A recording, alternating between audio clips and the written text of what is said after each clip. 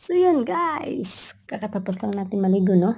So yan, maglilinis tayo ng madumi nating mukha, makapal nating mukha, ano ba yun? Yun guys, kasi sobrang init na dito so kailangan ko ng konting proteksyon sa mukha ko kasi parang umiitim yung ano, para bang nagkakaroon ako ng pikas guys or ganun, nangingitim siya dahil sa mainit na panahon. So naglalagay ako ng Naglalagay ako ng sunscreen, first toner, tapos meron cream at saka sunscreen. Kaya gano'n. Kasi sobra talagang init guys, parang paso na yung skin mo. So, tapos kakaligo ko lang yan, time na yan. Galing kasi ako sa labas. Nag-harvest ako ng kamatis ko. Kaya, yan, aligo na ako kasi ang init talaga.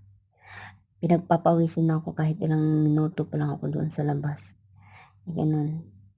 Ewan ko guys, para akong nakakalbo diyan. Tingnan 'no, nakikita niyo ba para akong nakakalbo. Yung kamay ko pala guys, 'pag napansin niyo merong bandage kasi po ang katangahan ko kagabi naglinis ako, ewan ko saan yan nagsugat. Kaya yun, habang naglilinis ako nakita ko pa yung dugo sa vacuum. Nakita ko na lang dumudugo na sa ayan, katangahan yan. Kaya kayo guys, mag-iingat talaga kayo kasi hindi nyo alam kung nasaan kayo nasugatan. Yung kilay siya nga pala, wala akong kilay. So yun guys, this is yan niya. Last na yan ng video. Kinukuha ko yung puti kong buhok. Then guys, thank you for watching. God bless.